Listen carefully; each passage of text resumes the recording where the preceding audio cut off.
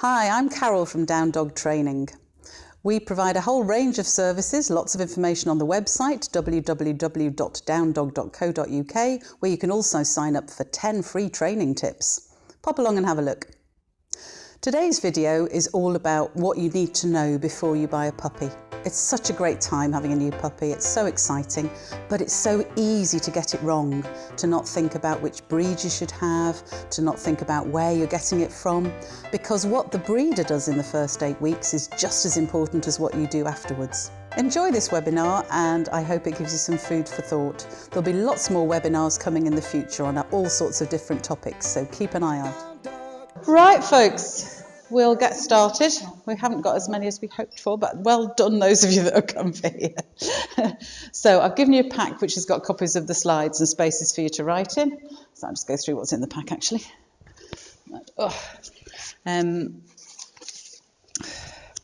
That's obviously us at the front. You've got a copy of the slides in there. There's various other sheets in there, and you've got 2 vouchers at the front, one of which is for £5 off my book. Do you want to wave the book? Sorry, you just sat down. Wave the book. I've got the book there on the back there. £5 off the book and £5 off a course which you book online, so there's a code to book online. So there's a number of sheets in here which we'll go through as you go through the presentation. Please do ask questions as you get through. Anything that, just stop me in the middle. I don't, because I get bored of my own voice anyway. So you can read through those at your leisure and take notes and whatever that might suit. So first of all, a huge welcome to Down Dog Training and Behaviour. Thank you for coming. I'm Carol Clark. I run Down Dog Training and Behaviour, and this is my able assistant who's buried at the back, Gareth. He's our other lead trainer, and then we have Laura, our assistant trainer, and Catherine, our work experience person, sort of general dog's body person, whatever, who's with us just learning about doggy things, really.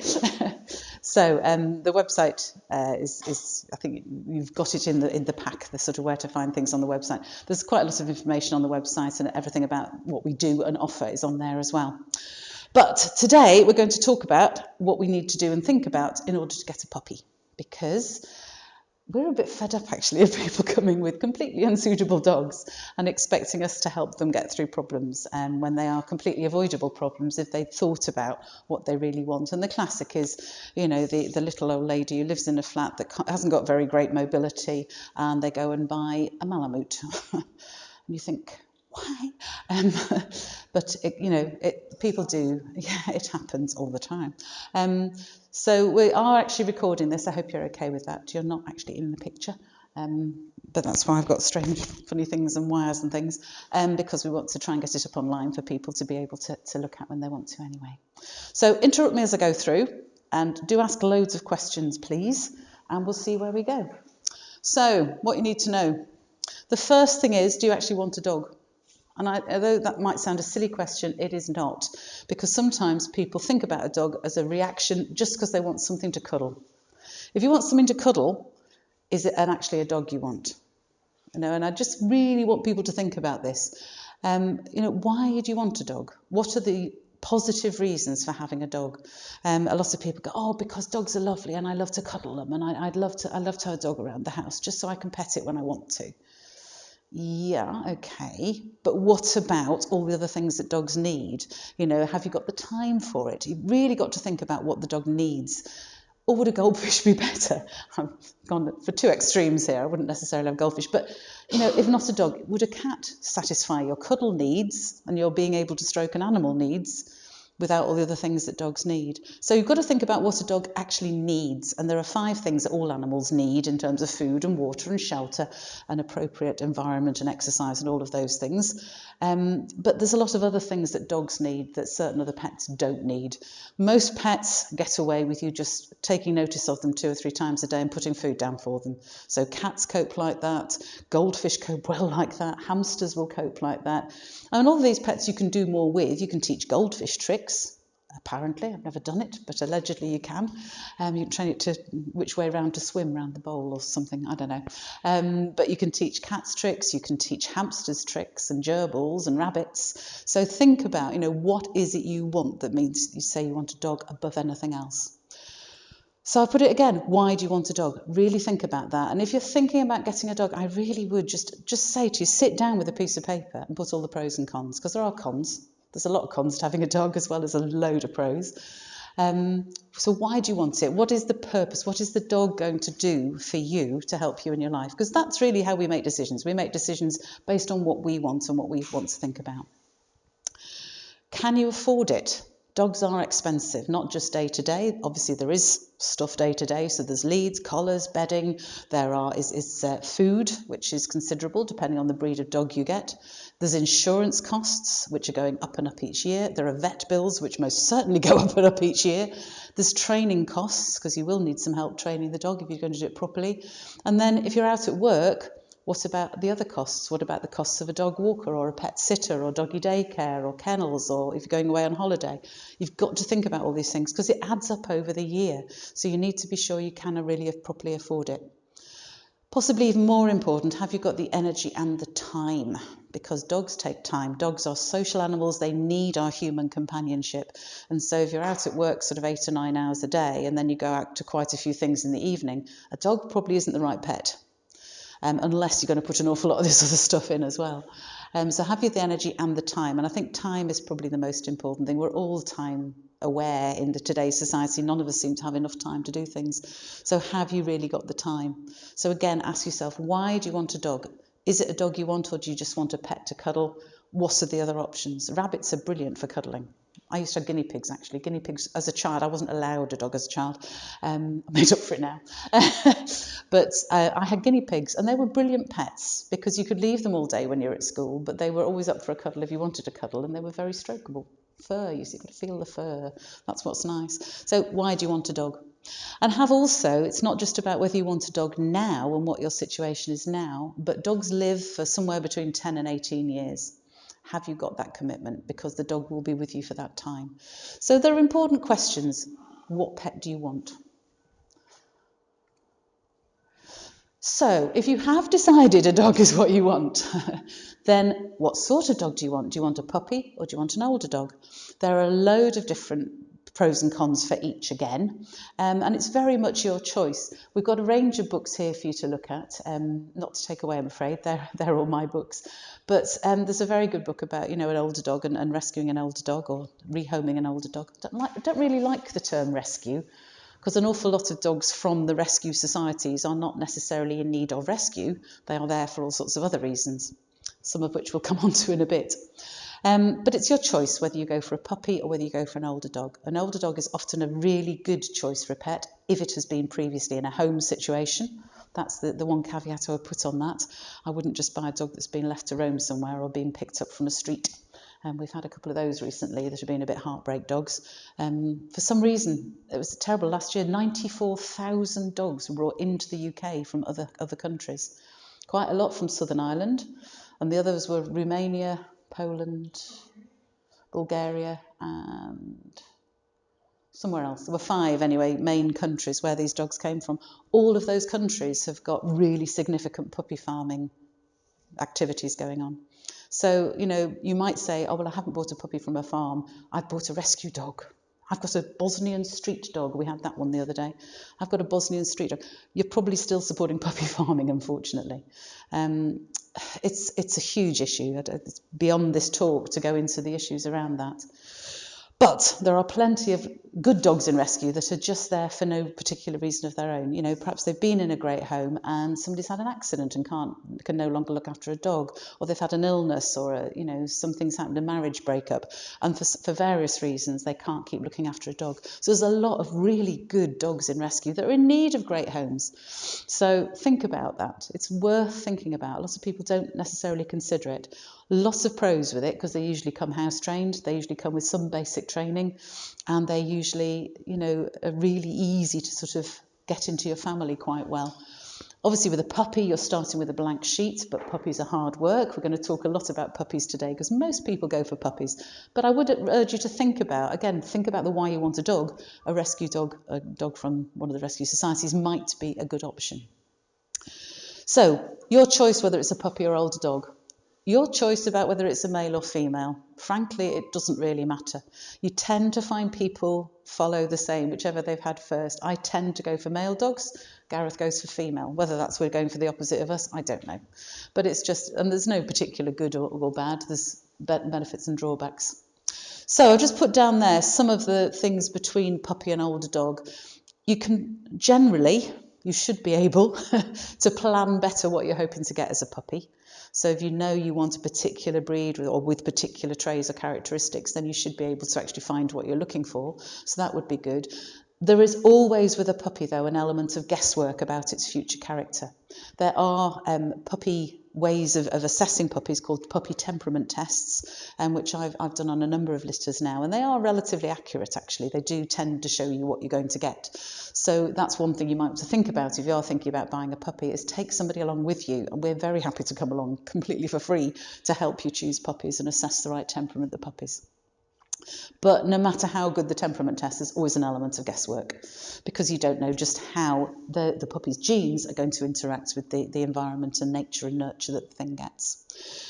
You obviously, with a puppy, you've got to do all the work with teaching it not to pee and poo in the house, not to bite people, not to chew everything in the house, and to do all the basic training. So it means you've got control over that and you can manage that, but obviously it's pretty hard work. We had somebody at class this morning who was getting really frustrated because her puppy was not doing what she wanted. And it can be frustrating and it's really hard work, but it could be worth it. An older dog, you've got the character is there. So what you see is what you get with an older dog, which is important. But they may still have some behaviours that they don't want to change. A lot of dogs are in rescue. Actually, the main reason for dogs going into rescue, the biggest group going into rescue are dogs between around 18 months old, somewhere between 7 months and 2 years old. That's the biggest group going into rescue. And the reason is nearly all in that group behavioural problems. So they've had the dog, it runs off, it doesn't come back when they call. The fact the owners haven't done anything to flipping train it, because if you train it, you won't have the problem. But, you know, people expect dogs to come trained somehow, and they don't expect to want to put the work in. You've got to do the work with a puppy, otherwise you might have problems. So you can see the character, usually house trained, less biting and chewing. Some behaviours you might find it difficult to change. If a dog has already got in the habit of roaming, then it is likely to want to keep roaming because it's so rewarding to the dog, it'll want to keep trying to do it. If the dog is aggressive to other dogs, yes, there's stuff you can work on and yes, there's a lot you can do, but you're going to have to do a lot of work to get it over that. If the dog hasn't met children, then if you've got children in the family, I wouldn't be bringing that sort of dog into the family unless it's been raised with children and know it, for example. So there's a lot of behaviours you can alter, if you're prepared to put the work in, but be prepared to have some things you need to deal with in an older dog. And my final thing, and I say this slightly with tongue in cheek because I'm really bad at this, but you should buy with your head rather than your heart, okay?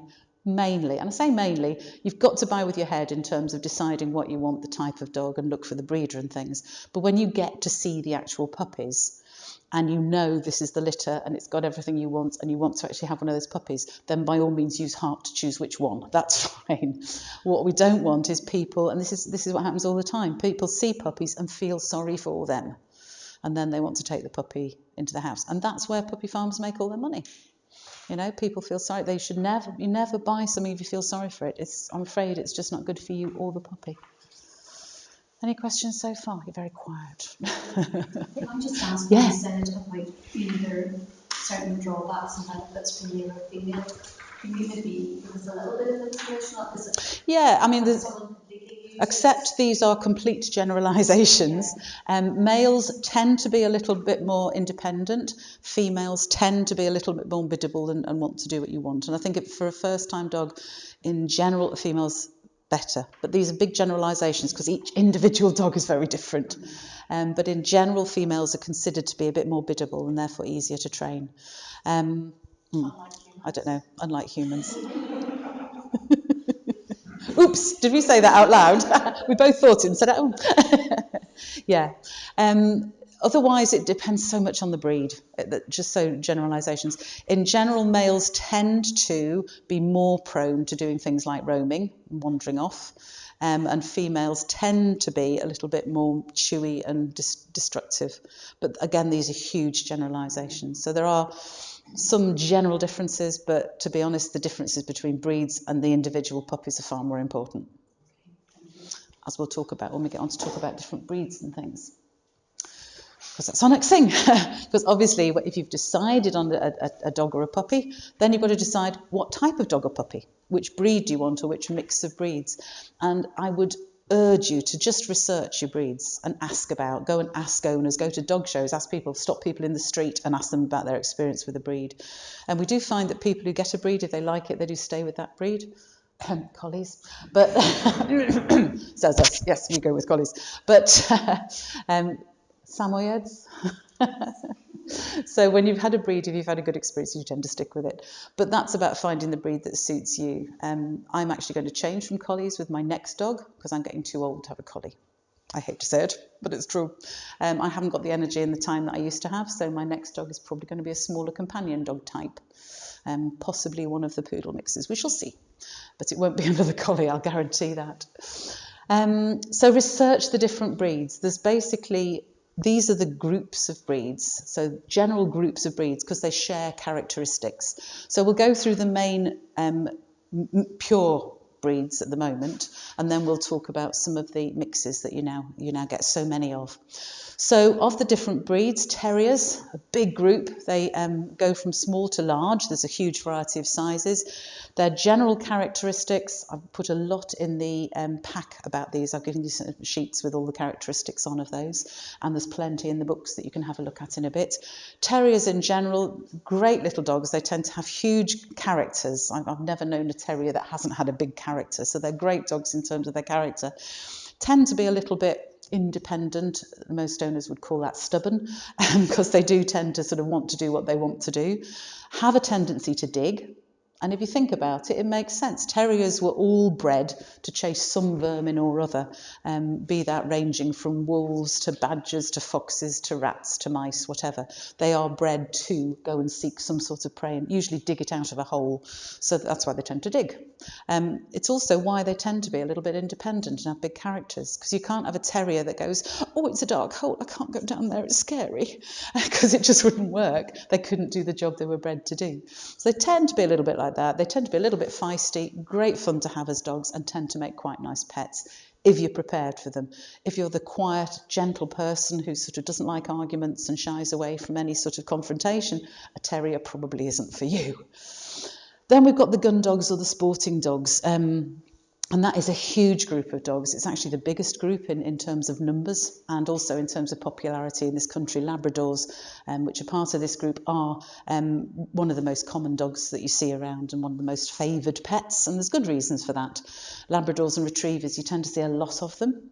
They're often used in the service industries as well, so they're big in guide dogs and have mainly Labradors and retriever type mixes, and as do most of the other assistance dog groups, with some exceptions, but a lot of them have those sorts of dogs because they are very, very biddable. They're bred to work with humans, so you've already got a starting point. They're bred to listen to humans and work with them. Again, in general, individuals vary hugely, of course, but they tend to have nice soft mouths, like soft toys and things. Very, very sociable animals, so if you're the type that's out at work all day, gun dogs probably aren't the best for you. But gun dogs, sporting dogs, they're just really good fun. They tend to want to work with you. They like playing good games. They like playing tug and retrieve and things. You will have some issues with them. Spaniels, for example, will tend to dive into any undergrowth going. They will tend to chase birds and things because that's what they were bred to do, flush out birds. Retrievers will retrieve anything, as will Labradors. So you tend to sort of find they wander around with your socks and shoes in their mouth all the time because that's what they like to do. So again, there's characteristics within the groups in that range. And within that group as well, you have ones that are called the hunt, point, retrieve group. So they're the Vizslas and things like that, Hungarian Vizslas, that actually are bred to do all of the various jobs within the hunting field. Because in general, dogs will either specialise in one area or do all three. The hunting bit, the seeking out the prey for the hunters to shoot. Then you've got the pointing, the bit that says, they're over there, mate. So you've got the setters and the pointers do that, and they have a very characteristic pose, which you see in photographs and things, usually with one paw raised and the tail straight out, telling you it's over there. They point at where the game is. And then the retrieve bits, where they actually bring back the shot prey. So they're nice. They tend to make very good pets. They tend to be the larger ones. People get a little bit, I think, lulled into false senses of security because they think, oh, but the smaller gun dogs like spaniels, I'll go and get a spaniel. Yeah, the big thing with that group is to think what line you're buying from. Because if you're buying from a working line, you do not want to bring it into a pet family, because those working lines have got such strong work instinct, you will struggle to manage them in a pet home. You can, but it's flipping hard work. So if you want to go for a gun dog or sporting dog, make sure you go for a show line rather than the working line. Okay, that's my biggest thing for them. Hounds, again, gorgeous dogs, tend to be really, really nice dogs to meet. I've never really met a nasty hound. Have you? I can't think of one, actually. No, I can't think of a nasty hound. I mean, they tend to be just lovely, lovely dogs, especially with people. Sometimes not necessarily with other dogs. The big thing about the hounds as a group is that they are basically noses on legs. So whenever they get a scent, they're off. And the biggest problem most people have with hounds is recall. It is perfectly possible to get a hound with a brilliant recall, but you have to start from the minute you get it home. Absolutely from the minute you get it home. And then your dog can have some freedom if it comes back. But we have a lot of people with hounds that come to us when they're 18 months old and they say, I can't let it off lead. I can never let it off lead because I know it won't come back. And that poor dog's sort of got a limited life then. There's a lot we can do, but once the dog has learnt to run off, it's really quite difficult to get over that sometimes. So hounds, great dogs. You can have such fun with their noses and get them working with their noses and things. But they will, if they get a scent, they will be off. So they can be good hard work. But they make lovely pets. Again, huge range within that of different types and breeds and sizes. Probably the biggest of all. Then you get the herding or pastoral dogs. That's like the collies and the Old English sheepdogs and all of the herding type breeds, as well as the herd guarding breeds. And they're generally not brilliant pets. Again, if you want one of those, you buy from a show line. Do not buy a working breed collie, for God's sake, says she who did. But yeah. So listen to what I say, not necessarily what I do. But it's not a good idea to buy a working breed because they've just got such strong drive that they will push that drive into something. So my own collie, although he would probably chase cars if he was allowed, I just make sure he never gets in a position where he can. He doesn't herd people because we made sure he never got the chance to do that or practice it. But he found an outlet, and his outlet is actually in trying to herd aeroplanes. Because the breed's got that drive. You can't take the drive out. You have to focus it in other ways. We get him focused on other games, but if he's got a spare 5 minutes, he will be running up and down barking at aeroplanes. So they can be a little bit difficult. So a lot of people say, oh, collies are brilliant. People will come to me when we're out, and us when we're out with our collies and go, oh, they're so well behaved. They make brilliant pets. No, they don't actually. They're not great pets unless you want to do something in the dog world and practice. What was that? Yeah, right. She is pretty perfect, actually, yours. But they tend not to make fantastic pets because of these very strong drives and that need to work. Collies are one of the groups that get horribly bored, so you have to give them loads and loads of stuff to do. So if you're not prepared to be training a lot of the day and giving them a lot of stuff to do, don't get a collie. Not brilliant for that. But they are lovely to work with because they are very responsive.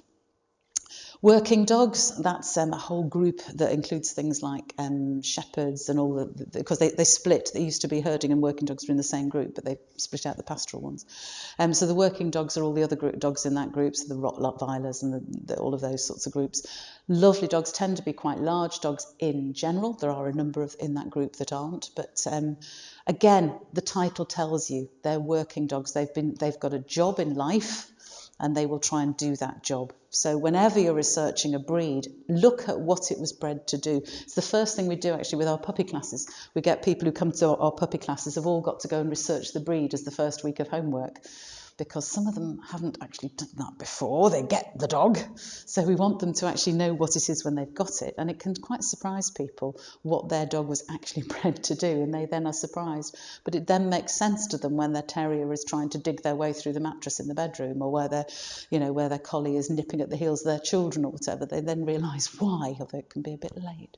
But anyway, so working dogs. Then there's toy and companion dogs, who are very much what they say, super dogs. If you just want a pet to cuddle, look at the toy and companion dog group because they are by far the best. However, if you go out to work all day, do not get a toy or a companion dog because they don't do very well with separation. You'd need to find somewhere for them all day so they can be with people because they tend to have separation problems. Again, you can train them to be more comfortable with the idea, but certainly they're not a dog you could leave for 8 hours a day while you go to work.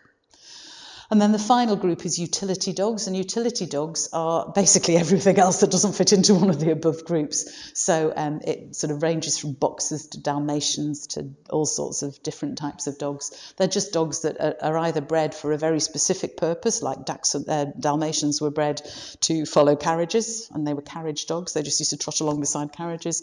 And each of them has their own particular job. So with that particular group, you can't look at them as a group as a whole. You need to look at the individual breeds within it. So that's a very quick run through.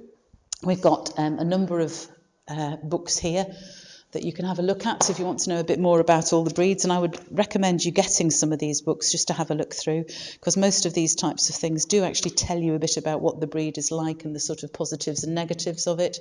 Another one here, this one's an American one, but it's got a lot of the other breeds in as well. So do come and have a look through those in a bit. And please ask. That's the biggest thing. Research your breed and ask people what they've got.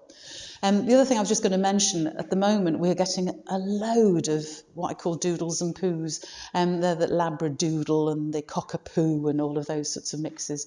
And it seems that anybody who breeds any dog to any other now produces a strange name for it.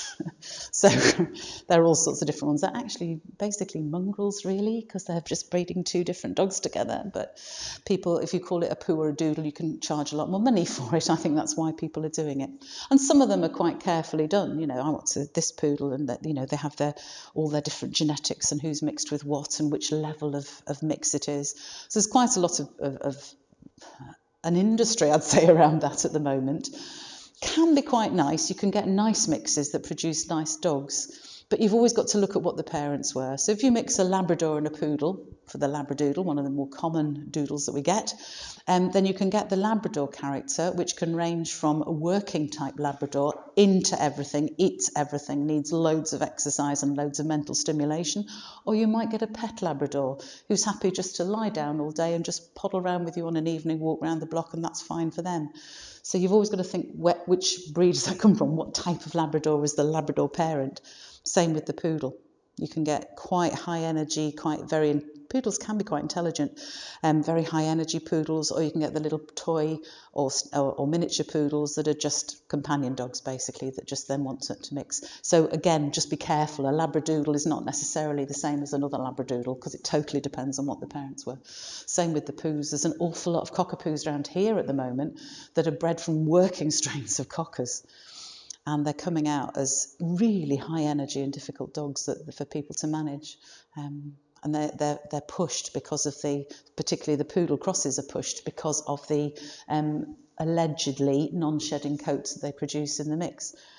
They don't always, so don't be taken in by that one, because they can have a range of coats. You put two things together that aren't necessarily meant to be together, then the genetics will tell you that you can get a whole range of outcomes. So you don't necessarily get those non-shedding coats that people like to try and say. So I haven't gone through those in huge detail because we honestly haven't got time to do it all today. But have you got any particular questions with breeds or mixes? The best dogs, by the way, if you really want the best dog, then buy somebody who's got their wonderful pet and mated it with their neighbour's wonderful pet. I guarantee those puppies will be brilliant because they've come from the right parents and families. So mongrels are the best pets, really. There aren't that many around now, though. All started with the Victorians. I blame the Victorians for this one because they started with developing half of these breeds, and that's where we all went wrong. Because in my childhood, because I'm very, very old, in my childhood, all the dogs in our area were all people's pet dogs that just mated with one another. They were out in the street most of the day. Most women were at home, kids were at school, men were at work, because that's how society was in those days. And the dogs just used to meet up, and then they'd come home for tea. And they were brilliant dogs, because any dog that bit anybody, they were just taken behind the shed and got rid of. So there was no aggression. They lived all together, so there was no dog-dog aggression because they were just roaming together and sorted each other out very easily. Brilliant dogs. We don't have the same genetic pools to choose from now, so it pays to be a lot more careful as you choose which dog to choose. So how to find a good breeder. The Kennel Club do an assured breeder scheme.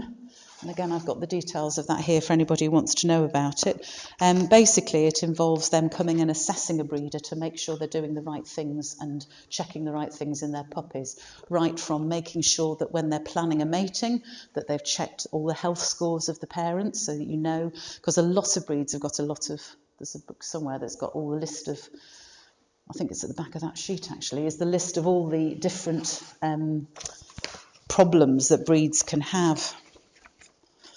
Yes, it is in there. There's a whole list of all the different breeds. That's just one page of it. Different breeds and the actual issues they should have and the tests the parents should have. So one of the things that the Assured Breeder Scheme does is make sure that any breeder who's planning to breed that particular breed has got the health checks in the parents and has mated them appropriately. It's also starting to think about temperament. One of the biggest problems with purebred dogs is that they're bred for how they look, not for how they are. And that's my biggest bone of contention. But that is starting to change, and we're starting to get a lot more breeding for temperament as well, which is brilliant because that's what we need. Because you can make a dog, if you like, by bringing together parents to sort out different bits of their particular anatomy, slightly more pointy ears in these puppies or a slightly longer tail or whatever. And you can form that by choosing the right parents and often get something out you want. But is it actually a dog that's going to make a great pet? Not necessarily. So breeders that are breeding for show are breeding generally for conformation. You want a breeder that talks about temperament. And assured breeders will do that as well. So that's why I would tend to go, if you want a particular breed, ring the Kennel Club and find out which assured breeders of that scheme have got puppies likely to come up in the next year or so. And be prepared to wait, because if you want a good puppy, then you might have to wait for a litter to come available. They should also be breeders who know about and who follow something called the puppy plan. There's actually a number of other ones coming out now, but the puppy plan was the original and the best. It was written by a friend of mine called Carolyn Monteith, together with Dogs Trust. And it's basically, we're going to go through it, and there's a bit in your packs about it. It basically tells the breeder and then the owner each week what you should be doing with your dog, what the puppy should have seen, smelt, touched, felt, been exposed to each week, to get the best and most bomb-proof dog you can possibly get. So we will be talking a lot more about that in a minute. If it's not a particular breed you want, but perhaps a friend has got a breed or you've seen something on the internet, and you perhaps know, that's my friend, her pets are wonderful, I love her pets, they're so gentle, they're wonderful around children, they're great to be with, very friendly to everybody who comes in the house. If you know those adult parent dogs and you know they're great dogs, then by all means get a friend's puppy. Just if they've had one by accident or mistake or what happened, it does happen. I was hoping it wasn't going to go sunny because you perhaps can't see them enough, but you've got them in your packs anyway. So if you know the adult parent dogs and know they're great pet dogs, then that would be fine as well, even if they're not assured breeders. If they're bred in a home environment and you know the parents, then absolutely think about those. Recommendations from people that have got that breed as well. If you want a particular breed, then go and talk to other people who've got that breed and ask them which lines their dogs came from, because you'll tell from those which lines you like and which you didn't. When I was actually competing and working trials, I was looking for a very particular dog at one point, and I knew exactly which lines I didn't want and which lines I would wanted to look at, just from seeing those dogs out and about, to see which would suit me and suit what I wanted them for. So go with recommendations from people who've got that breed as well. Most people use Tinternet now to look for dogs, but be careful. We can't say don't use it, because that's where most of us look for everything nowadays, but be really, really careful. A lot of the dogs advertised on Gumtree, they're going to be from puppy farms, and they're just being brought up here, principally from the south. There's huge puppy farms in the south of Ireland. The south have just not got their act together. There's a lot they could do but aren't doing, same as us up here, to be fair. There's so much we could do to stop puppy farms, but nobody seems keen to do it. I won't get started on that, because we'll spend the rest of the time with me just ranting about that, I think. So do use the internet, but be really careful. So if somebody says to you, obviously things like, no, it's too far for you to come to see the dogs in their home, but I'll meet you halfway and we'll meet at some service station or otherwise, just walk away. I mean, that is just, you know that's going to be from a puppy farm or something awful. Also be careful if they say, you can come around and see the puppy. We've just moved in though, the house is a little bit bare, because usually that's a puppy farm as well. They've got somebody, this is going on a lot at the moment. They're sort of finding houses or using people's houses and bringing the dogs in. So use a bit of sense when you go. And if you're shown into one room and there's either no mother there, or they showed a dog that's the mother and you think, are you sure your white dog is the mother of that orange dog? That doesn't really, again, use a little bit of common sense. So just be very, very careful with the internet. I would always go with a breeder that you know, or a breeder that's registered in some particular way. So be careful. And I just want to make a key point here. There is a brilliant book, and I have given you the download from it because the wonderful and great Dr. Ian Dunbar, who is one of the best dog trainers in the world, in my humble opinion, has written this book before and after getting your puppy. And he's got both of those available as free PDFs that you can just download for free. Or you can actually buy the book, obviously, but you can download the actual content of it for free from the internet now. And I've given you the lists in your packs. You've got those lists, so you can download it. But in here, he emphasises very carefully, and these are his actual words, that puppies whose socialisation has not been encouraged are already developmentally retarded by 7 to 8 weeks of age. Bit scary that, but very true. So one of the things you can do is ask how many people that puppy's met. He's got a particular thing that all puppies should have met at least 100 different people by the time they're 100 days old. That's his sort of standard that he works by. And the puppy plan takes you through that. And because it's perfectly okay for the breeder to bring people in to see the puppies from when they're 2 or 3 weeks old, and that would be brilliant. The puppy I should have got when I got my other puppy was exactly that. And I should have bought that one, but there we go. So ask how many people the puppies have met. Ask what the breeder's done. See where the breeder is keeping the puppies. Make sure you always see, and it looks like somewhere the puppies are actually living. Not just a playpen in the corner of a room that's got a couple of toys in there. You know the puppies aren't living there. So always ask to see where the puppies are being kept. We're going to go on to that a little bit more and where to look and buy in a bit more detail in a minute. But if the breeder hasn't done the work, then as the new owner, you're already chasing your tail to try and catch back things that have already gone. So you need a good breeder. It makes your job so much easier if you're going to buy a puppy. Any questions about that? Okay, so where to look and buy. Always see at least one and preferably both parents, and ignore the excuses. Oh, she's not very well, so I got her in the back room. Walk away. They're the things you really must walk away from, because there's always a good reason why you can't see that parent.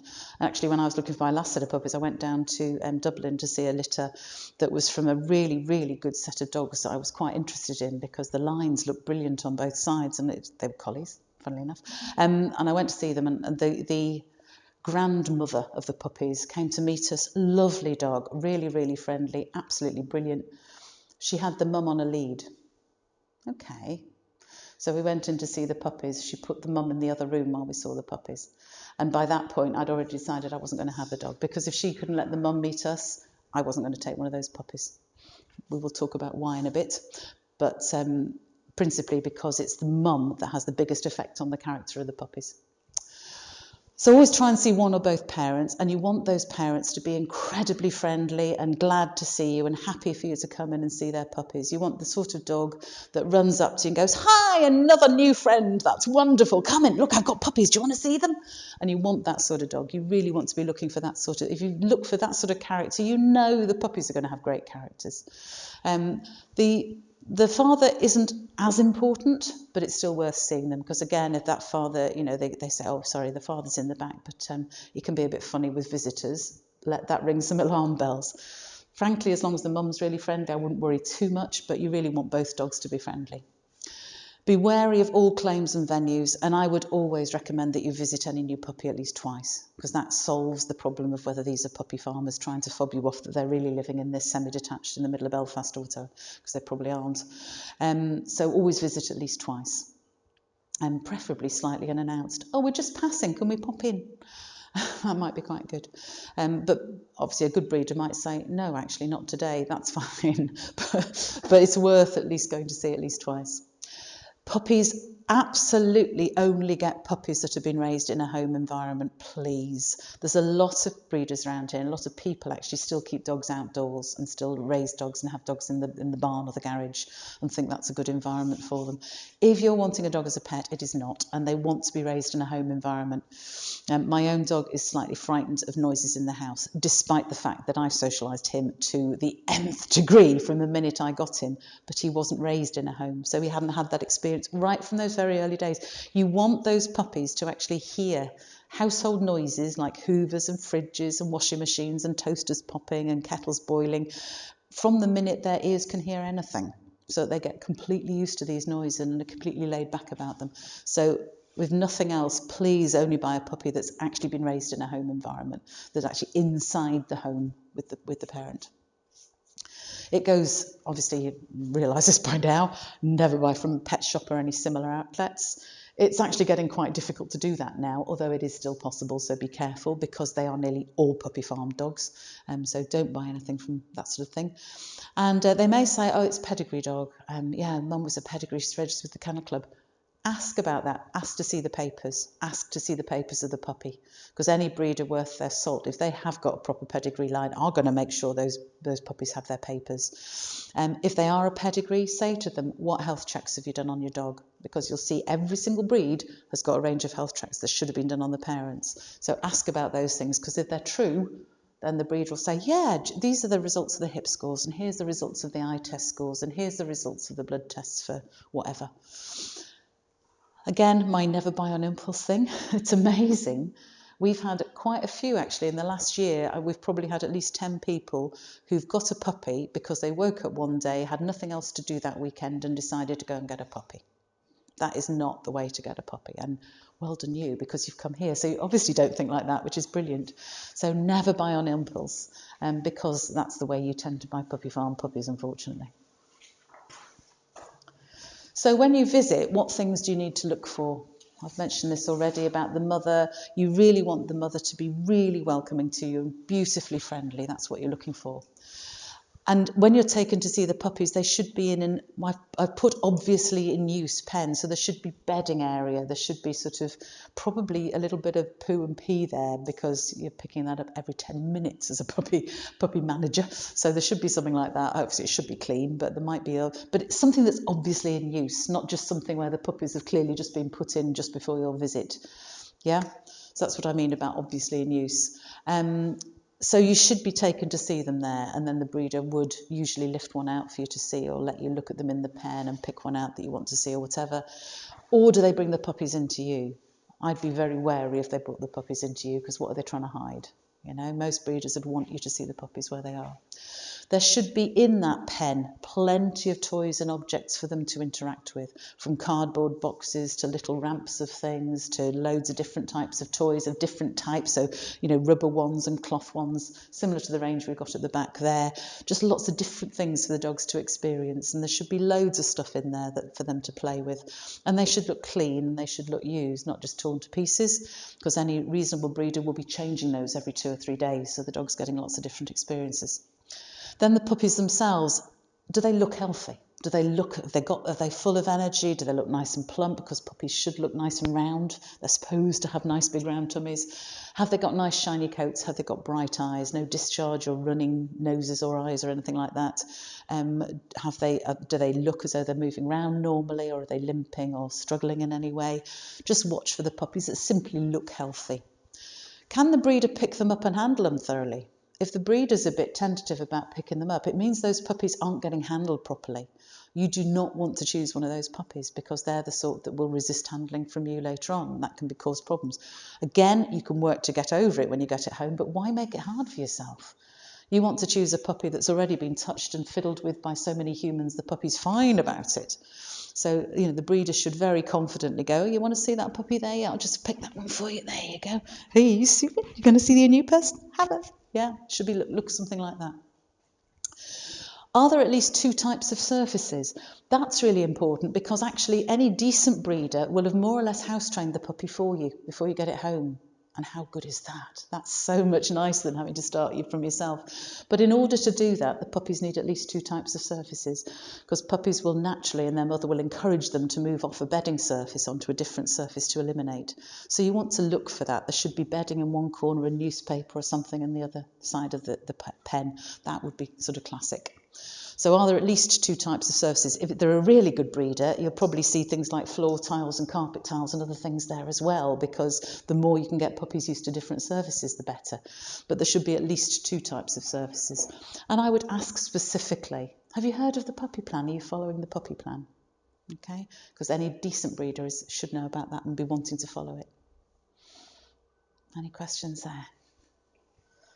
I feel like I'm talking too much, but just ask if there's anything else. When to walk away. If the mother is taken out or kept out of the way while you see the puppies, that should raise some warning bells, because it probably means that the owner is not quite sure how she's going to react to new people coming in with her puppies.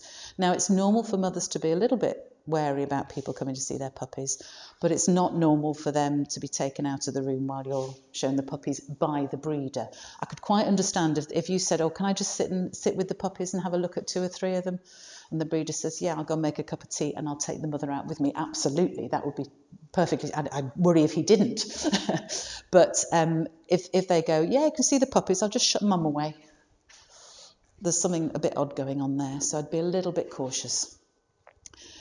Very specifically, if the mother barks at you, and particularly this sort of bark, where it goes, so you get an increase in the bark to a big explosion of barking, because that's basically a fear-type bark, and that will be passed on to the puppies. So you'll get puppies that tend to be like that, or your guests, or the sort of puppy that goes, oh, I don't want to meet you, I'm going to bark at you and back off instead. So you don't want puppies like that. Walk away. If the puppies shy away from the breeder, or if the breeder struggles to pick them up and cuddle them, because that means the breeder hasn't been practicing it, which they should have been right from day one. If the puppy's shying away from the breeder, that's really bad news, because they're not even, for a familiar person, they're not comfortable to be with. That's really bad news. You really do not want one of those puppies, because they're going to be a heartbreak puppy for you. They're not going to make a good pet. If the environment's really bare, if you go in and the puppies are in a caged pen and there's just a little bit of newspaper and nothing else, then you should be worried. Those puppies need things to explore and chew on and generally play around with.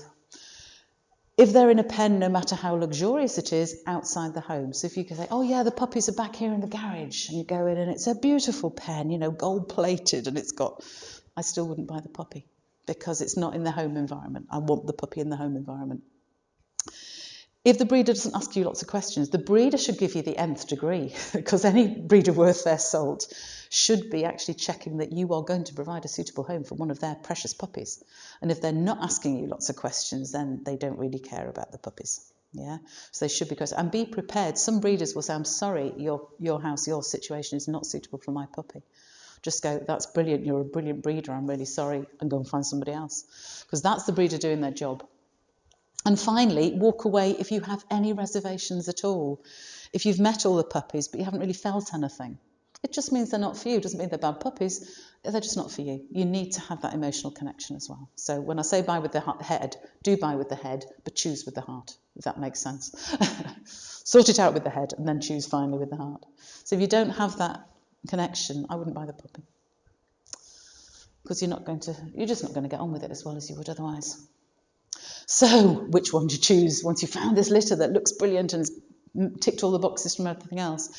The 2 puppies you do not want the puppy that goes, hi, I'm here, you want me? You really don't want that puppy. Neither do you want the puppy that goes, I'll just stay here while you look at everybody else. And you don't want that puppy either, because they're the 2 extremes and they're both going to create some problems there. You want to pick from the middle ranks, and that's where the temperament test, somebody who knows about puppy temperament test, can really help you, because we'll tell you which are we call them 1 to 6. We rank puppies 1 to 6 on a whole range of different things to do with different types of temperament. And you don't want the 1s and you don't want the 6s. 3 and 4, perfect for a pet home. So you want puppies that come out 3 and 4 on those temperament tests, so the middle rank of puppies. So do think about getting some experienced help to assess your puppy. If you've seen a litter, we are very happy. We come out for free to help you with this because we think it's just so important for you to get the right pet. So just ask if you want to go and have a look at puppies and see. Technically, a temperament test should be done at exactly 49 days of age. So you need to have found your breeder and found your potential litter by then. You can do it at other times, but there's a few caveats that come into the tests that you do.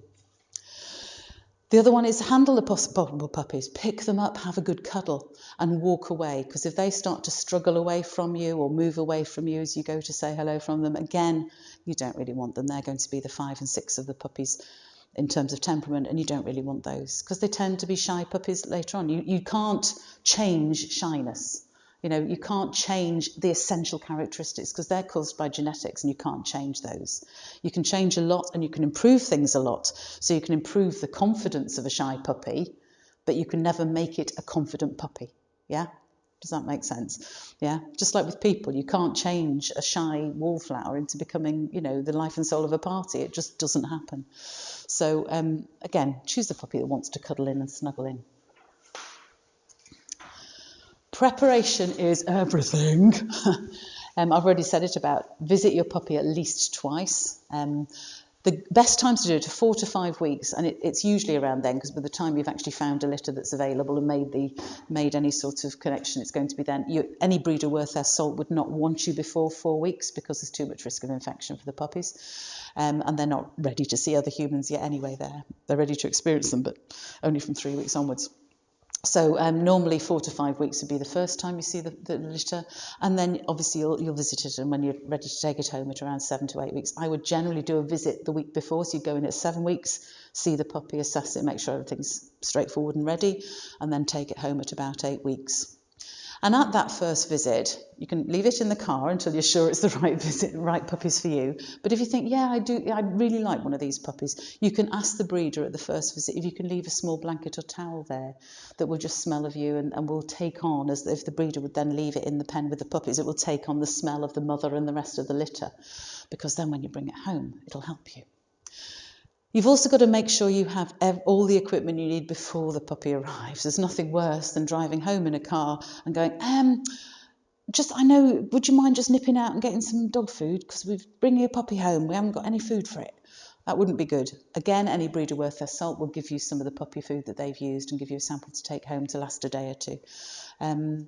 But there's all sorts of things you need. It's not just food. You need to make sure there's already a bed there for it of a sensible size. There's no point buying, a full Great Dane sized bed for a Great Dane puppy, because it's going to be a few weeks before it gets in. So you want perhaps a medium size for a Great Dane puppy, moving on to the giant size. So you need a sensible sized bed. You need bowls. You need a crate. Crate's a good idea for most puppies. I love crate training. It makes house training so easy. And it's so good to get dogs used to being in a crate, so they're happy to be in a crate, because when they have to go to the vets, and most dogs will do at some point, then they're used to being in that sort of environment, so it can be quite useful. Also helps with the kennels, because kennels have bars and things on them as well. We look at crates and kennels and think, prisons, bars and nasty, but actually dogs love crates and kennels because they feel it's a den, and dogs love dens. At least 2 or 3 toys, and when you think about toys, think about your breed. There is no point buying your Rottweiler a nice fluffy soft rabbit, because it will shred it within 2 seconds. Equally, a terrier would shred that. So for a terrier, you want nice, hard, rubbery type toys. For a Rottweiler, you want the same. For a gun dog, there's no point having hard, rubbery toys, because it won't want to have them in its mouth. It's got a soft mouth. It needs nice, soft, rabbity toys. So think about the type of toys. You need 2 or 3 different toys. Think breed, get the right sort for your breed. Think about baby gates and pens, because you're going to want to limit how much the dog can get around the house at the moment while you're house training it. You don't want to give it free rein of the house, because you'll be finding puddles and messes everywhere.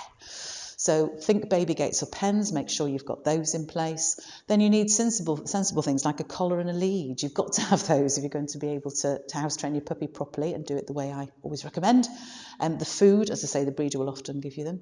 And my book will help you hugely. And as you know, by coming here today, you've got £5 off it there at the back if you want to have a look and purchase one today. You need to think about fencing the garden and make sure it's really secure, because the last thing we want is the dog being let out and then sort of wandering off somewhere. It probably won't as soon as you get it home, but it will pretty soon. So make sure your garden's secure before you get the puppy home. and prepare other members of the family, and particularly children.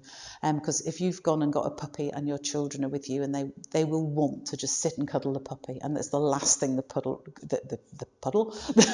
puppy really needs is lots and lots of attention and play. So prepare them. Say, we're going to get the puppy today, we're going to bring it home, you can have a little 5-minute cuddle, and then we're going to put it in its crate, and then we're going to do this, that and the other. So you prepare them for what's going to happen. The other thing to think about quite early on is choosing and registering with a veterinary practice. And most practices now tend to be either general, large animal or small animal. I would go for a specific small animal practice because they're going to give you the best care. The general practices will give you good care, but I would always want a vet that I knew was really good about dogs in particular. So I'd always go and choose. And again, ask around about those. We can give you advice around here as well. And then the first night at home. So you've gone and got your lovely puppy, brought it home. So the first thing I would do, when you collect your puppy, I wouldn't just have it sitting on your knee. I would actually have it in a box on your knee with some newspaper there, because almost certainly that puppy is going to either be sick or eliminate, and you don't want that on your trousers. So have something like that when you collect your puppy, and lots of spare kitchen roll and newspaper.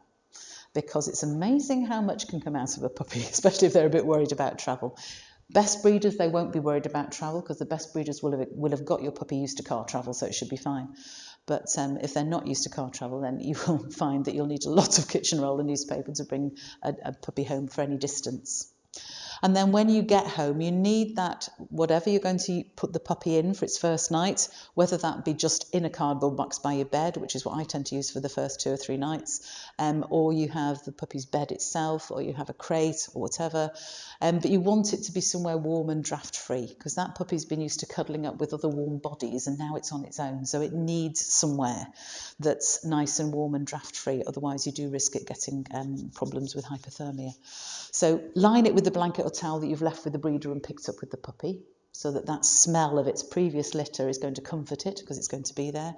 And you can even use a hot water bottle, not a hot water bottle, a warm hot water bottle.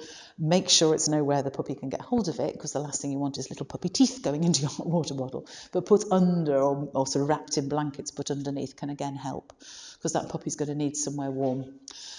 Big question about whether bedroom or not. There is actually some recent research that suggested that it's good to have dogs in the bedroom with you, because it helps you sleep better, but not in the bed. Under the covers. His dog sleeps in the bed. That actually can disturb your sleep, so it's probably not the best idea. But by all means in the bedroom. There used to be, or still is actually on the internet, you'll read all sorts of things like, oh, you shouldn't allow the dog on the furniture or in the bedroom or anything. It comes from an old thing about dominance, and I've actually put the book up there that Barry Eaton wrote that just disproves the myth. Right from the start. There is no such thing as dominance. There really isn't. The dogs are not trying to take over the world. If you want the dog in the bedroom, brilliant, have the dog in the bedroom. If you don't want the dog in the bedroom, that's fine too. The point is, it's your choice whether it's in the bedroom or not. I personally always have a puppy in the bedroom for the first 2 or 3 days, because they are very distressed about being taken away from their litter, and there's not much you can do about that. They just have to learn to cope, but they need to cope with you around. I wouldn't be leaving it in a crate downstairs on its own. I just wouldn't. Just for the first 2 or 3 days. Then I'd move from cardboard box by the bed to crate by the bed. Then the crate gets moved to the other side of the bedroom. Then the crate gets moved out on the landing and to wherever you want the crate to be in the end. And if you want the dog to be in the bedroom, that is fine.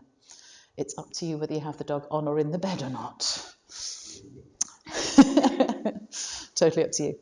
Things like ticking clocks or radios just on a low talk station can be really soothing to the dog, because it just sort of, gives them something to have with them.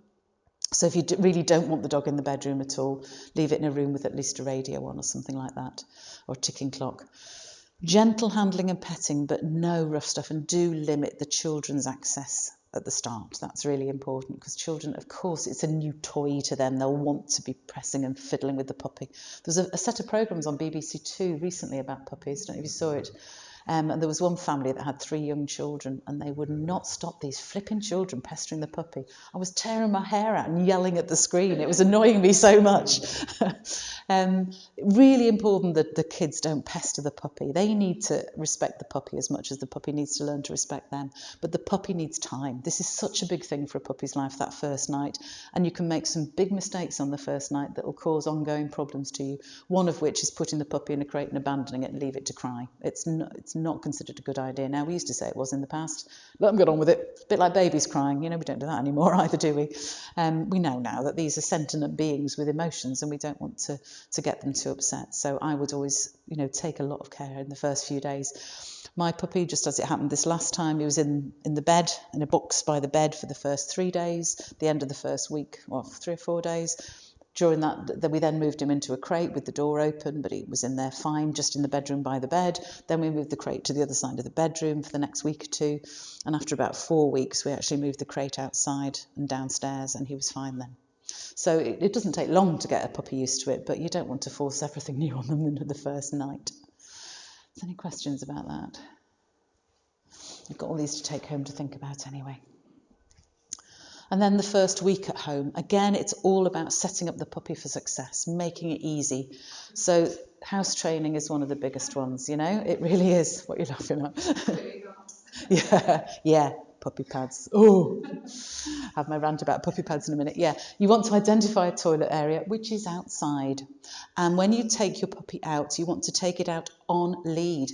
Use it as a good opportunity to get the puppy used to its collar and lead. Great practice. Walk it out to that area, wait for it to perform, praise hugely, then you can take the lead off and let it run around your already secured garden because you've made sure it was all properly fenced. And that is the only really sensible way to train a puppy, is to just keep taking it out very regularly. Puppy pads, definitely not. Puppy pads, they're the work of the devil. I don't know who developed them. I mean, it's a nightmare. And they bring them in. And what do we do with them? We put them in the house. These puppy pads are impregnated with a scent that attracts the puppy to them. So they pee on it. So they go to the puppy pad and pee. What have we just taught that puppy to do? Pee in the house. So clue, no, not puppy pads. There is a use for them, to be fair to them. There's only one good use, 2.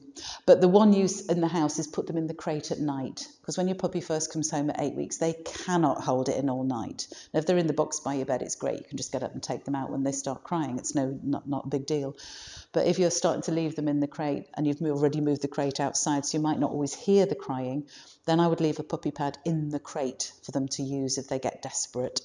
That's the only use of it. And you take it out of the crate when they get to 13 weeks old, because at 13 weeks old, physiologically, they are able to hold it in at night. Okay, so that would be, I never have, but I might be persuaded to use them in a crate. I personally keep the dog with me in the bedroom till 13 weeks so I can get up and take it out, so it's not a problem. But that would be the only use in the house I can think of for puppy pads. The only other use for them is to keep them in the car, because they are quite useful to wrap up if the dog has an accident or something. They're quite useful to mop up things like that with. But that's the only other use. So you can see I don't like them. They're not good. The other thing you need to do in the first week at home, and this is a bit of a balance, but you need to invite people around. That puppy, right from the day you get it home, needs to start meeting lots of people. So you invite all your friends round. You invite all your kids' friends round. You try and make sure that puppy sees a huge range of different people. It's no good inviting, I've got a lot of female friends that are about my age. Brilliant, but that only teaches the puppy about female friends of about my age. I want him to meet younger people, older people, children, and all sorts of different ones, and we will talk a bit more about socialisation in a minute. But it's perfectly safe to invite people around. I would make sure they take their outdoor shoes off at the door. Don't walk in with outdoor shoes, because it can bring viruses and things in that could not be good for the puppy. So get them to take outdoor shoes off, get them to wash their hands properly or use one of the sanitisers before they actually touch the puppy. But get those people in to see your puppy. You want, as I say, Ian Dunbar says, 100 people by 100 days old. And it's not just meeting them, it is, really importantly, the puppy needs to be happy with. And that's one of the things about socialisation we'll talk about. We've got to expose our puppy to so many different things. And our aim of socialisation isn't just that exposure, it's making sure the puppy's happy with it. So if your puppy goes along to, I don't know, perhaps you're trying to, we haven't got any babies in the family, so I spent a lot of time with my current puppy round at the nursery in Kirkcudbright. And I just happened to be walking past the nursery when people were going in and out, because I worked out the times. They always take their babies and toddlers for a walk at 11 o'clock in the morning. So I would just happen to be walking past at 11 o'clock in the morning so that he could hear babies, he could see babies, he could see toddlers. Because babies, toddlers, puppies don't realise that babies grow into toddlers, that grow into young children, older children, teenagers, adults, older adults, etc. They just see each one as a different being. So if your puppy hasn't had enough exposure to children, then they're going to be likely to grow up and be a bit frightened of children. So you want to make sure they've seen them, even if you've not got children in the family, because they're going to come across them out and about. So I used to hang around the nursery in Kirkcudbright, and I used to hang around the school in Cloghy, because I could walk past that school just when they were coming out to play in the playground. And it was great, because they used to just descend, oh, it's a puppy! And it was great, because my puppy actually is brilliant with kids and children because of those experiences. So you need to make sure, and there's a huge range, we'll go through the socialisation checklist in a bit. The other thing to do in the first week is arrange a checkup with the vet. No matter how good your breeder was, you want really a vet to check your puppy over and make sure that it's not come with anything terrible and pick anything up that's early. And you want to book those vaccination and microchip visits. Again, some of the breeders will have done the initial vaccination and will have done the initial microchip even sometimes, but you want to make sure those are booked in very early on. Introduce your puppy to his collar and lead. You need to do that in order to house train properly. And it needs to be a real balance, because puppies, just like young babies, they need loads of time to sleep and rest. So a good sort of rule of thumb is 20 minutes activity in any hour and the rest of the hour resting and sleeping. So that's the sort of balance that you want to think about. And that will vary by different puppies. I once knew an Italian Spinoni, who was a gorgeous dog, but it literally slept for about 23 hours in every 24. It was ridiculous. It got up to do something and 5 minutes, I'm tired now, I need a rest. It would have driven me mad. It was good for the particular owner that had it, but I want something with a bit more zest than that. But that was at one extreme. So, week 2 onwards, you want to start taking your puppy out and about. Now, the puppy cannot walk on its own 4 paws outside your house and garden until it's properly vaccinated. But you can carry it anywhere and everywhere, and I would encourage you to do so. Take it out in the car lots so it gets really used to the car. Carry it out everywhere, because it means people are going to come across and see your puppy. Brilliant, bit more socialisation with even more people. You want that. So you can carry it anywhere. I would also carry a little thing of hand sanitizer. So if people do come up and want to see your puppy, then I can say, do you mind if you just use this first? Now you can cuddle my puppy. But it's really, really good to take them out, because they can see and experience so many different places and see other dogs and start to listen to all the noises that go on in our crazy world that we live in, which is brilliant. So they can see those things, hear those things, experience those things, smell those things in particular, because smell is so important for dogs. So carry them. You can carry them anywhere. You want to do loads more, week 2, still more socialisation with people. You cannot do enough socialisation with people. The more people your dog meets, the better. Really is. Because that's the way to make your puppy bomb-proof with people, which is exactly what you want in any puppy. Any puppy's going to be a pet needs to be bomb-proof with people. Make sure he's really comfortable with all sorts of noises. A lot of breeds can be sound sensitive. My collie is very sound sensitive. Yours is quite a bit as well, actually. Most collies I've met are quite sound sensitive, and they need to be comfortable with all the household noises and all the external noises they meet.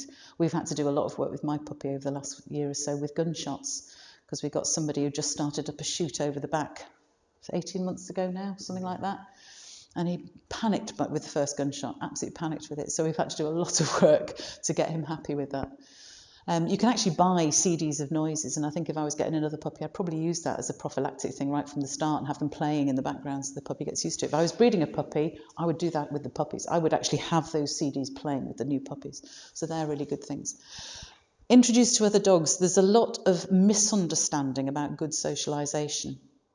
And a lot of people think that socialising a dog means allowing it to play freely with loads of other dogs. It absolutely 100% is not.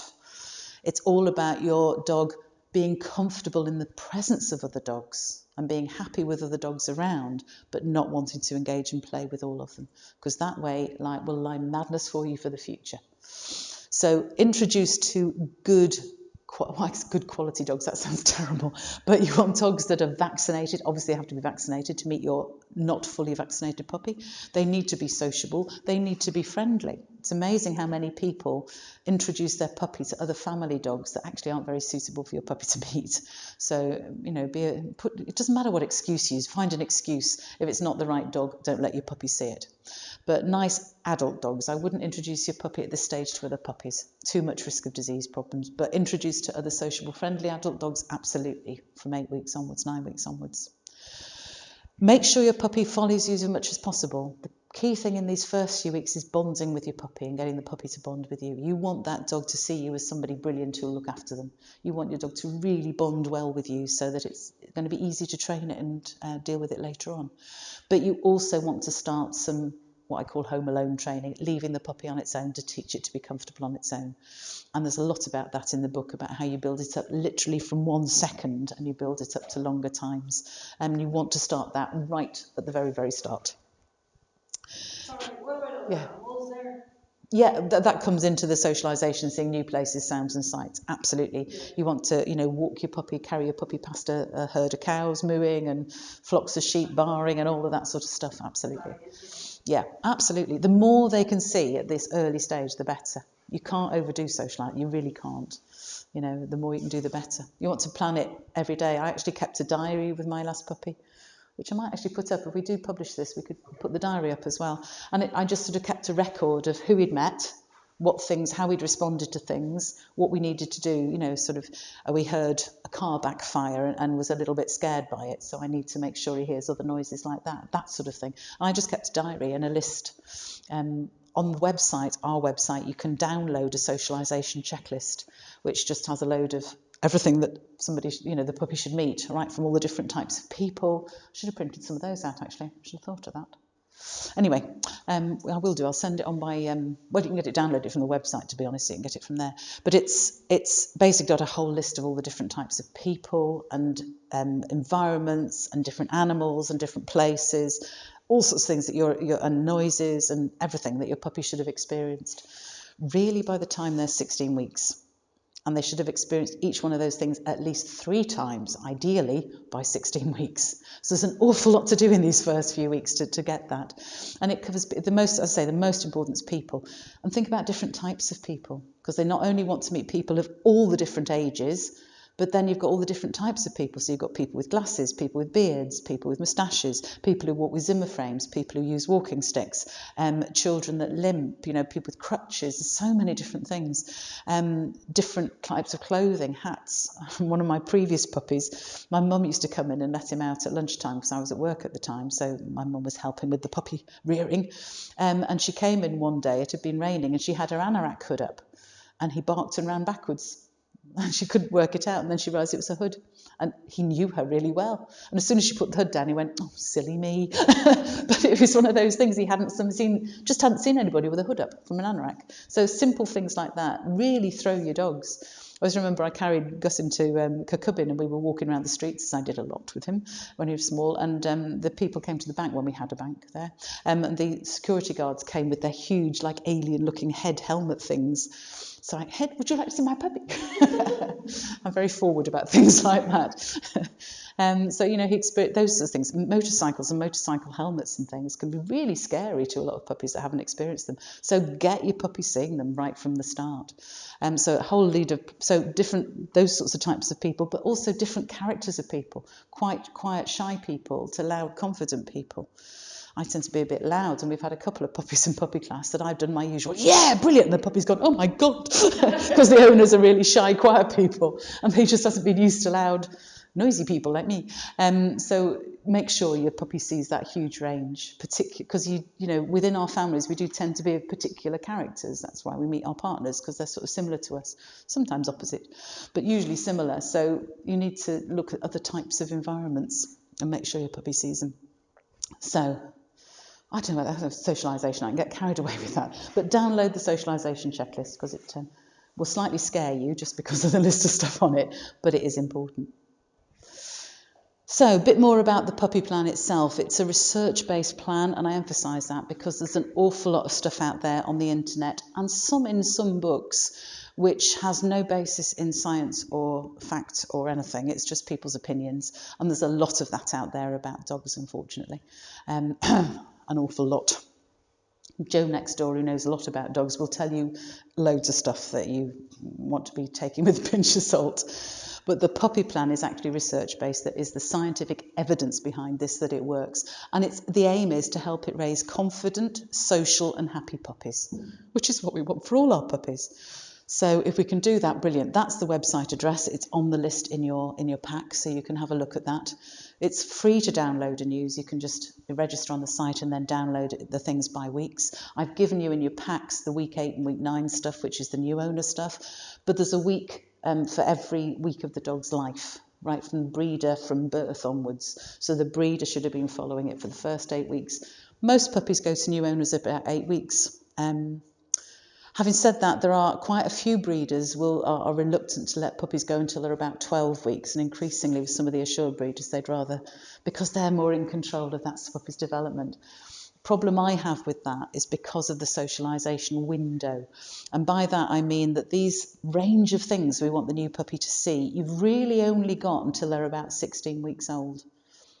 In general, for some breeds that socialisation window closes even earlier than that, but for most breeds we say you've got until they're about 16 weeks old. And if they meet things, if they don't see things before 16 weeks, then they are more likely to be fearful of those if they only meet them for the first time after that. And this is why puppy farms are so bad. Not only are they not thinking about the conformation and the health of the puppies, but they have no socialisation. The puppy has nothing. It's just in a barn being fed by the mother, doesn't see people, doesn't have experience of surfaces and toys and everything else. And then they're sent to a new home and they're coping from, right from nothing. And you've got that socialisation to do in a really, really short time now.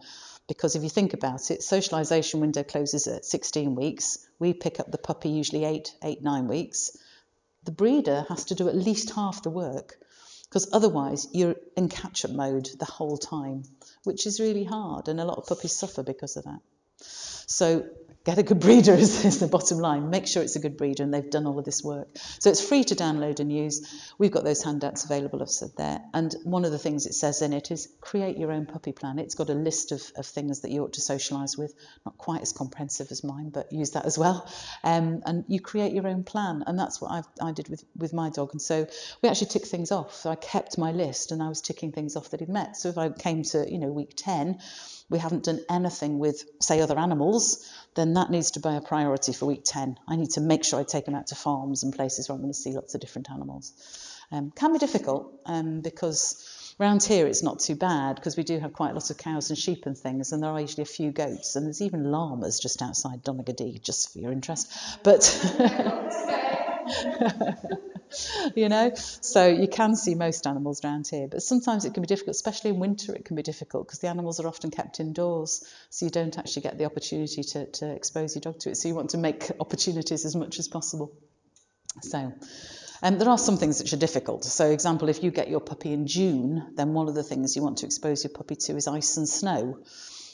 Even here, that can be difficult in June, and you might struggle to do it before 16 weeks, which would be like, the beginning of September or something. So there are some things that aren't going to happen. But as long as you've given that puppy that huge experience and he's perhaps gone over, 10 different surfaces, including shiny floors, then by the time you get to the ice in the winter, actually he's going to cope because he's had enough range of experience to cope with new things. And that's what socialisation does. It creates a dog that goes, this may be new, but hey, it's similar to that thing I've met before, so I'm going to be fine. And that's your aim of socialisation. It doesn't finish at 16 weeks. You don't reach 16 weeks and go, phew, I've done it. But you need to have met things for the first, or experienced things for the first time by 16 weeks, preferably. And then you repeat it throughout the first year so the dog gets really used to things. Okay.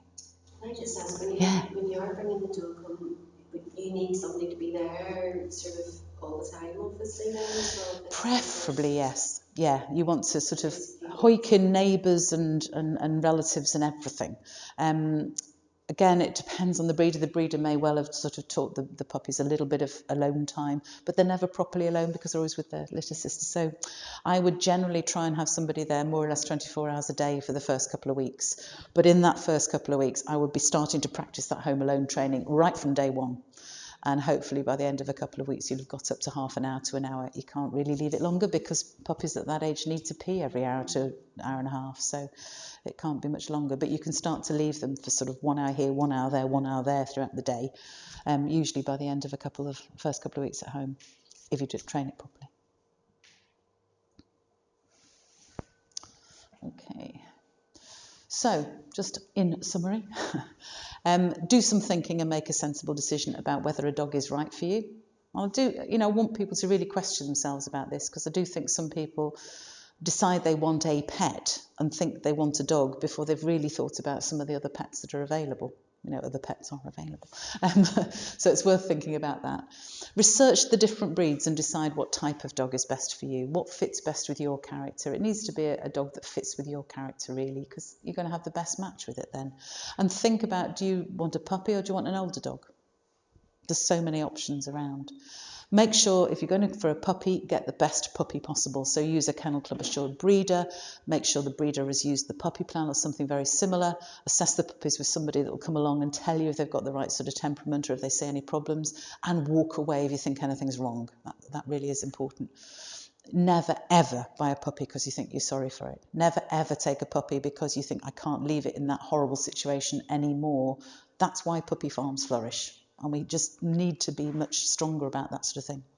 And please think about booking a down dog package to help you through it, because we do puppy visits, we do training classes, and we're putting together packages. From January, we're going to have a lot of packages for people who want to get puppies that will help you get through these terrible times with your new puppy. So lots of information sources. I've got those in your pack. You don't need to take these down. They're all down there.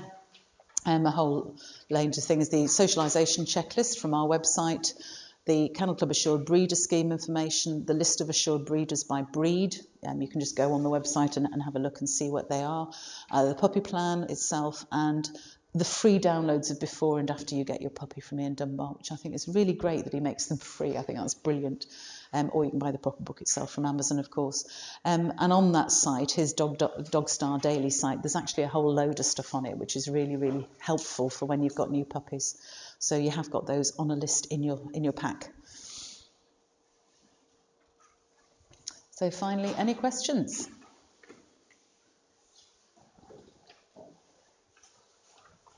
It all seems a bit daunting, I'll be honest, and particularly, and you have emphasised how important it is to use the right breeder or whatever. And I suppose if you're not coming from a background and you know anything about dogs or breeders, quite frankly, anyone could probably tell me anything, and I wouldn't know how to challenge that.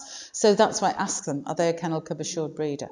That's one of the big questions, because if they are, they've been through a really good checking process. That's why it's worth using. If you know you want a particular breed, use a Kennel Club assured breeder. That would be the simple answer, because you're getting a decent puppy then.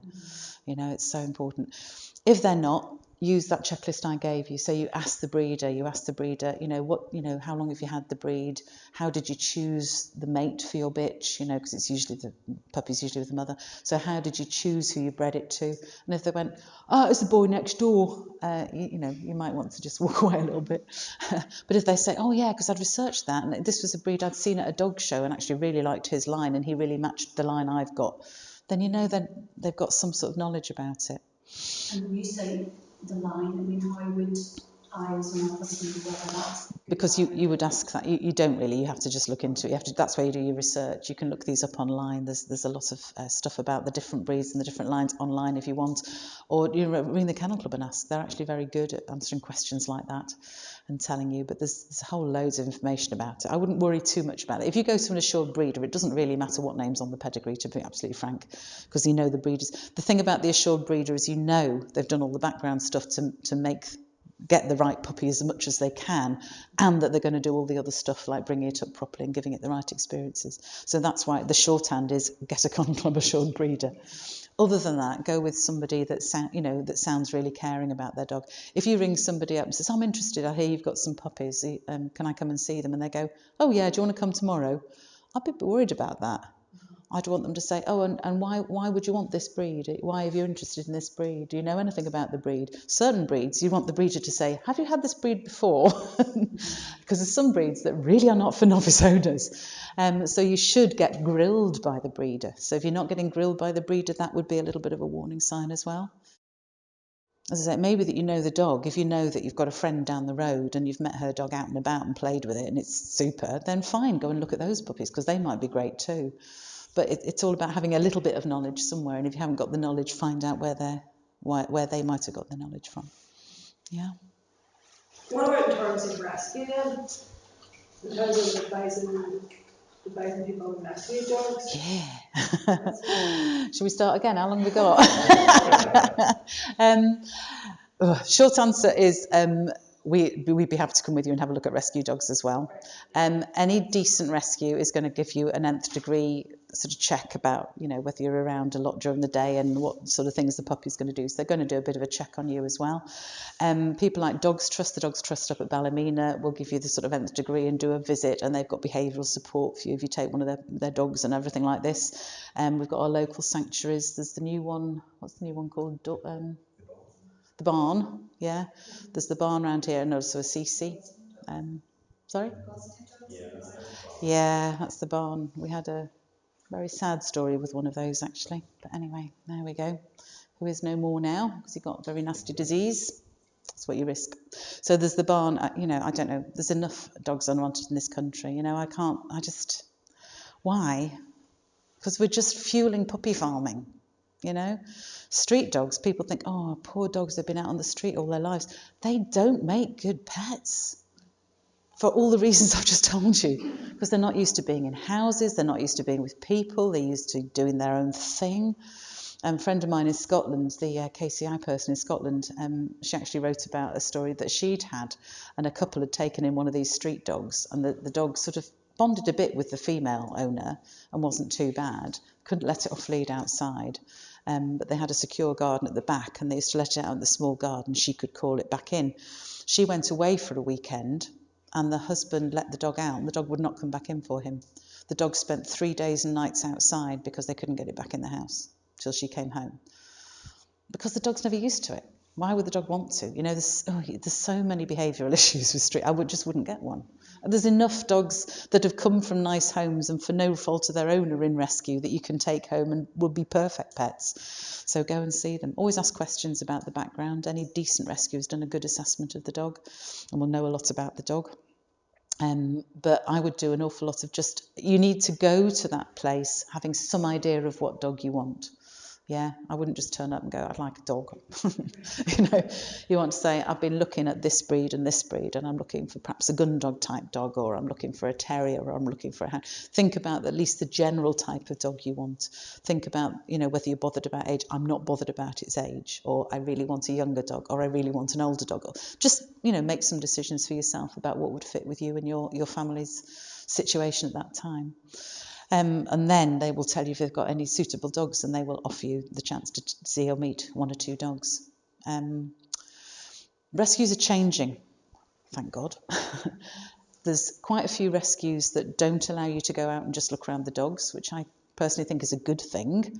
In those rescues that just allow you to wander around the normal pens of dogs and see who they are. In general, that's not a good thing. A CC allow that. I don't think it's good because when I go up there, I see a load of stressed dogs, which upsets me because I don't like seeing dogs that are stressed. But some rescues are actually taking on something called an open pause. If they're an open pause rescue, I don't think we've got any in Northern Ireland at the moment, although I think Animal Home is looking at that sort of thing. Not Animal Home because they're the ones that just do it online. Who's the other one? Something to do with rainbows, is it? Yeah. I think they're looking at an open pause type of thing. And there is now something that's actually been promoted by Ian Dunbar's wife, Kelly, and she's been pushing this open pause thing in rescue. And basically it's using people visiting to help train the dogs. So the staff don't worry about walking the dogs. Some rescues just get completely paranoid about the fact the dogs must get out for a walk every day, even though they haven't assessed whether it's good for the dog or not. But Open Pause Rescue turned that round, and they basically all the staff and all the volunteers spend their whole time just training the dogs. So they train their dogs to present best in the kennel. So they train the dogs to come forward in the kennel and want to say hello to humans, and they train them how good it is that humans come and say hello, which makes it great because then people can wander around and see these dogs who are not stressed by it, because this is something, hey, this is great. When people come, I get loads of treats. I love it when people come. So people can see the dogs looking good instead of cowering away at back of kennels or something because they're stressed out of their brains, and it helps rehome rates quite a lot. But it needs to be a specific approach called open pools to make that work properly. Just allowing open access around the kennels is generally not a good thing. You don't see the dogs at their best. So have some idea of the sort of dog you want to look at, and probably more important, know what you don't want to look at. So if you've got young children, for example, and you really don't want any dog that's got any history of aggression at all, you know, the dog has bitten, I don't want to see it, that sort of thing. So just be clear what you do and don't want, and then go to the kennel and see what they've got. You know, and the more flexible you can be around it, the better. So if age doesn't matter to you, say it. I don't mind if it's a younger or an older dog, because that gives you automatically a much bigger potential pool to choose from. Does that answer the question? It's one of those how long's a piece of string type questions, but those are the things to look for. Yeah, and then just like before, you know, see how you feel when you see the dog. You know, ask to see the staff working with the dog, and then take the dog yourself and see how it goes with you and see what you feel. Again, you want to feel some sort of emotional connection with the dog, because there's plenty of lovely dogs out there. But I wouldn't want them as a pet because I don't engage with them emotionally. They're not the dog I want. You know, you want to want a dog, I think, is quite important. Don't just take one because I feel sorry for it. That's not a good reason. Yeah. Anything else? Are there any particular breeds would be good for like older children? You know, there's maybe ones that better to avoid to leave young children, but you know, 12-year-old, 16-year-old, just wondering, you know, in particular. In general, once the kids are over about 8, then to be honest, it's not. No, it should be fine. I'd be very wary of very small breeds, a very small toy breed in a family with those age of children, just because they're so easily damaged by hulking great, you know, fairly uncoordinated teenagers running around, because teenagers are a bit uncoordinated till they grow into their size and everything. So a very small dog, I'd probably think not. That would be not so good because they could get trodden on. A great dog for that sort of thing would be one of the gun dogs. One of that group would be brilliant. A Labrador is just such a good family dog in general. Retrievers, good family dogs, that sort of thing. Avoid a working breed. I wouldn't get a collie. They'll herd the kids. They do tend to. But then I wouldn't recommend a collie as a pet anyway. I love them; they're my breed, but I wouldn't suggest they're good pets. Can I ask just also about the doodles and the poos and stuff, because they aren't kind of club assured then? No, because they're not a specific breed. So Yeah. how Yeah. if that was something Yeah. you're looking at, you just continue to follow the sort of rules that you've said that you can't go down? Absolutely, and there's sort of certain things you can say. You can go in and say, and what sort of hybrid mix have you got? And if you say something like that to a Labradoodle owner, they will tell you, oh, well, this is an H1 hybrid against an whatever, you know, and they'll tell you what the mix is. You might not understand the answer, it doesn't matter, but that's telling you that they've looked into it, they're responsible breeders, they know what they've been looking at. Yeah, so that's the sort of question I would ask for them. If you sort of say that and they go, you are? I'd walk away, because they don't know what they've been doing. They've just put their pet Labrador to next door's poodle or something, and that might have produced a very nice set of puppies. I don't know. Might be worth going to see them still, if they're both pets in the house. But it's the sort of question you'd ask and see, yeah. And I would also, particularly with those, ask what the strain is. You know, are they working or pet or show strain for the working side bit, the Labrador or the Cocker or the whatever, the mixing, Puggle. I mean, there's so many of these things. Puggles, and what was the other one we had? A Newfie Poo was one the other day. Some of them weren't got a jug. A jug, yes, we've seen jugs. I don't know. They just put two words together and make up new words all the time. It's mad. But you just want to know what the mix is. And there's certain mixes that perhaps aren't particularly good. So I'm trying to think of a good example. Most of the work. Oh, yeah. There was somebody who put a Malamute and a Husky together. I would go near that. I mean, Malamutes and Huskies anyway are really for experienced owners that know what they're taking on, because they're big, strong-willed dogs. Think what they're bred to do. Always think what your dog was bred to do. If it's a mix, think what that dog was bred to do, because you're going to get those traits in the puppies. So if you've got a Malamute and a Husky, both who are sled dogs and who are used to running miles and miles and miles without stopping and pulling sleds behind them, then you don't want that for an elderly owner who's a bit shaky on their pins, because they're going to go straight on their face the minute they try and take this puppy out. And if you mix that Malamute and Husky together, you can get something called hybrid vigour, which means that those traits are even more exposed in that mix. So that was one I would definitely not go anywhere near. Big mistake, that one. Yeah. One of the big classes, like the retriever setter. Yeah, we've got one in, yes, which is interesting, because again, they're two mixes from the same group. And if you've got, the best mixes are from different groups. So you want a gun dog with a terrier or something, I don't know. But we've got one in the group, which is is it a retriever red setter, isn't it, mix? Looks a bit exactly how you'd imagine it to look, actually. She's just exactly how I'd imagine her to look. But got the slightly scatty nature of the retriever, because retrievers, although they make lovely pets, are a bit scatty as puppies. And it's got the really independent red settery bit. And it's funny, with a lot of mixes like that, when they're two specific breeds that you know have come together, not just mongrels that have got like Heinz 57, but two specific breeds, you do tend to find that the puppy will switch from one brain to the other. What was the...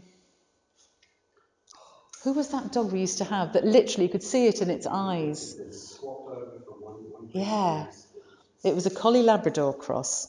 And you could literally see in its eyes when it went Collie and when it was a Labrador. And you could see it change. You could see its eyes change. And we could actually say, oh, you know, watch that. Just turned into a Collie again. It was really amazing. I've never seen that. But it really was. You could see this. It was one or the other. And you often get that in these mixes, that they don't blend. People think they should blend, and that the puppies are going to be some sort of, you know, half and half of each. It doesn't work like that. They tend to have traits from one or the other, and you get some that literally do swap their brains. It's almost like they've got a Collie brain and a Labrador brain, and they're one or the other. It was funny to see, because you could absolutely see in that dog. And it would literally, from one minute to the other, it would sit and be a Labrador and go, oh, I'll have a treat for sitting, that's brilliant. And then it would go, I'm a Collie, what's moving? It was just one of those things. It's brilliant to see. Really showed just exactly how these things work sometimes. So, does that help with asking about those? So the biggest thing is, if you're interested and you find a litter through whatever means, asking about is always best, and Kennel Club Assured Breed is probably the best. But otherwise, if you find a litter, just ring up and ask, and you'll get a feel just from the answers the person gives you. Because if that person doesn't say things like, well, why did you want a whatever, then, you know, the breeder's not doing their job. They should be asking those questions, because they should be wanting to check that you're the right sort of person to have one of their precious puppies. And if they're just looking to offload them, saying, oh, you want a puppy? Yeah, they're 300 quid. Do you want to come around tomorrow? I would walk away. You know, that's not the sort of breed you want to be dealing with. Because you know they're not going to be the sort of breeder that's taking care of the puppy. You want the breeder that says, I need your signature in blood, and I need to meet you at least 5 times before I'll even let you see the puppies. Perfect. That's the sort of breeder you want, because they're going to be so good. And if you get one of their puppies, boy, oh boy, you're going to be a good owner for that puppy, because they're going to make sure you are. You know? So they're the best breeders. Don't get too many of those, we get a few. Thanks for watching this webinar from Down Dog Training in Northern Ireland. I hope you found it useful, and that you find the puppy of your dreams.